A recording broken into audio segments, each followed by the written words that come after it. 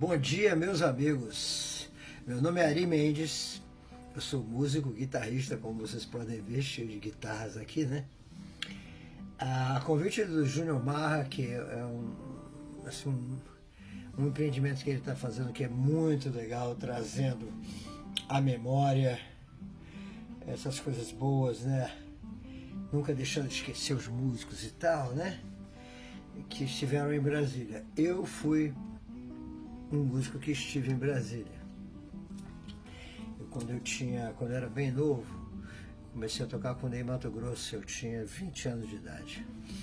Aí tocando com o Ney, depois de 4 anos, eu meio que cansei de viajar. Eu falei, pô, Ney até hoje é muito meu amigo, ele veio aqui, eu moro em Boston, né? Fazem 40 anos que eu moro em Boston. E o Ney veio aqui e a gente se fala, ele é um barato, né? Ele é uma pessoa muito querida, né? Ele não tem estrelismo nenhum, nenhuma sombra de estrelismo. E ele sempre lembra daquele tempo. Ele também teve suas origens em Brasília. Então, quando eu tinha 24 anos, ou seja, em 1978, né? Eu resolvi ir para Brasília, porque eu estava cansado de viajar um pouco, né? Falei, Ney, pô, tô cansado, cara, não tô aguentando mais viajar tanto. Já tinha tido filhos. E eu e a minha primeira mulher, a Lúcia Helena Lencastre, nós tínhamos comprado o restaurante Coisas da Terra, que ficava ali na 508 Norte. Era um sobrado lá no fundo. E aí nós aumentamos, né? Compramos o nome, o Vanderlei, né? Que era o dono, que era dono do jornal do Ordem do Universo, Ordem do Universo. E nós fomos para 703 Norte, em frente a Desbrave, ao lado da Pioneira da Borracha. Então foi isso, eu estava tocando com o Ney, a Lúcia, minha ex-mulher, o pai dela foi transferido para Brasília, porque ele era presidente da Telebrás, e aí a Telebrás mudou para Brasília. Eu vivia viajando mesmo, né? Eu falei, tá no Rio, tá em Brasília, e eu já gostava muito do ambiente de Brasília.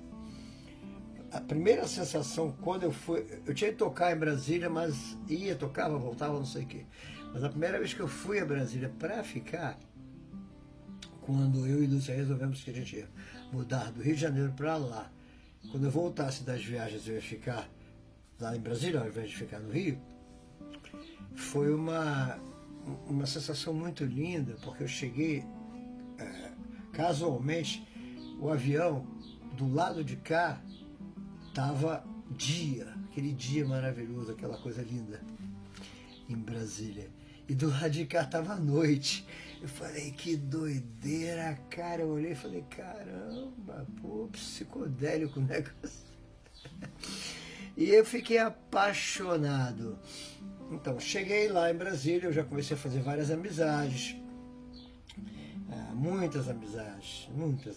Desde o começo eu tinha o Alberto Viegas, tinha o Fontana no piano, tinha o Marcos Abreu no piano, Zequinha Abreu na bateria. Pelo amor de Deus, como tocava aquele menino, né? O Zequinha, né? Galvão, né? Não era Abreu, era Galvão, me desculpe. Era o Zequinha Batera, aquele cara incrível, pai de um guitarrista maravilhoso. Nós tínhamos o Toninho Maia naquela época, nós tínhamos o Zambinha, não pode esquecer, tinha o Daniel no baixo, tinha o estúdio lá no Gravação, no Brasília Radio Center, né? Não tinha nada. Era um gravador de 8 canais, daqueles de 1/4 de polegada. Eu acostumado a gravar no Rio de Janeiro, na Poligrana, Som Livre, nessas coisas grandes, né? Eu cheguei lá, pô, um estúdiozinho desse. Mas foi lá onde eu gravei muita coisa. Inclusive até o primeiro disco que eu fiz foi uma letra muito interessante que a gente resolveu curtir e tirar uma onda. E chamava Pra Onde Vai Tanta Fumaça. Já dá para imaginar qual era o teor, o conteúdo dessa letra, né? Então nós fomos lá em cima do Brasília Rádio Center tirar uma foto verde toda doida, com cabelão. Eu me lembro que quem patrocinou a capa foi o Muniz, que era dono do Girafas. Eu estou tentando me lembrar das coisas assim, né? Enquanto a gente vai, enquanto eu vou falando, né? Então foi uma época muito interessante, porque aí o que aconteceu? Aí começou a aparecer quem? Renato Maros. Né? Renato Maros mudou a minha vida, né? Porque ele tinha aquele jeito cativante dele, né? E depois ele fizemos várias coisas, né? Eu me lembro que ele mostrava as músicas dele, falava, vou gravar com você. Daí veio ele lá pro coisa, ele tinha aquela música, telefone é muito pouco, que daí é um grande sucesso. E eu me lembro que uma das primeiras coisas foi, olha, Renato, essa música sua tá precisando de um riff. Você tem que fazer um negócio meio assim, para marcar a música, né? Aí eu me lembro que eu gravei o negócio.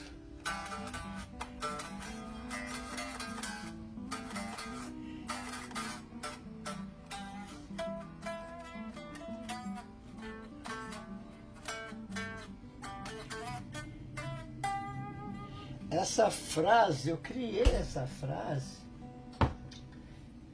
e o Renato botou uma letra. Ele falou assim, te querer, mas essa frase eu criei porque eu sempre tive muito essa influência de baixo com bateria, tarará, tarará, tarará, eu sempre gostei. E eu dei essa frase de presente pro Renato. Outro dia até estava conversando com ele, né? Aí ele falou, Renato, lembra? Pô, é mesmo, Ari, você que fez essa frase. Mas eu nunca cobrei nada de direitos autorais. Não quero nada do Renato, eu quero que ele seja muito feliz. O Renato é uma outra coisa, ele é desse mundo. Eu tenho um carinho, um amor muito grande pelo Renato. Inclusive, estou satisfeitíssimo com essa nova fase dele, né? Que ele está fazendo com os tapes e tal. Eu vou ajudar ele a comprar uns tapes aqui nos Estados Unidos, levar. Ele está indo ao Brasil agora no final do ano. Nós estamos agora, hoje é dia 4 de julho, dia de independência aqui nos Estados Unidos. Festa, que é uma festa, é fogos, é bagunça. Mas eu estou aqui na minha casinha, umas guitarrinhas, eu tenho um mini estúdio aqui, né? Então eu queria... também, o que eu posso falar mais? Então nós fizemos muitos shows do Galpãozinho, com coisas do Hugo Rodas. Né? Foi em Brasília que eu tive o primeiro contato. Eu já era muito amigo do Evandro Mesquita, de criança. Mas quando eu fui e eles foram com as Drubal, eu trouxe o trombone, eu fiquei louco, nunca tinha visto o Evandro. A gente viu o Evandro tocando um blues, né?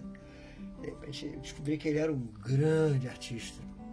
Nós somos muito amigos, eu e o Evandro. Estive mês passado lá no Rio, gravando, toda vez que eu vou ao Rio, gravo com ele. Mas voltando a Brasília, nós tivemos esse restaurante Coisas da Terra, na 703 Norte. E aí eu comprei uma fazenda lá em Taguatinga, no caminho ali do Ceasa, indo para a fábrica de cimento ali. Aí começou aquele negócio de plantar ervas na fazenda para trazer para vender.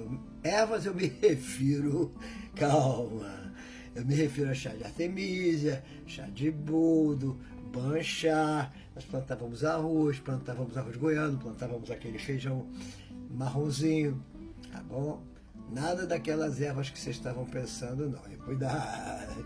Essas outras ervas a gente conseguia de outra maneira, mas não plantava, não. E foi muito lindo, gente. Eu tenho uma lembrança. Lá nasceu o meu filho Juan, lá nasceu a minha filha Yara. O Juan agora ele morou aqui muito tempo, agora ele mora em Floripa. A minha filha Yara, ela mora aqui agora comigo nos Estados Unidos já faz um tempão. A minha filha Diana, que nasceu aí, morou aqui e é professora da escola americana, mora aí. Né? Então, eu tenho um amor muito grande e um respeito muito grande por tudo que eu passei em Brasília.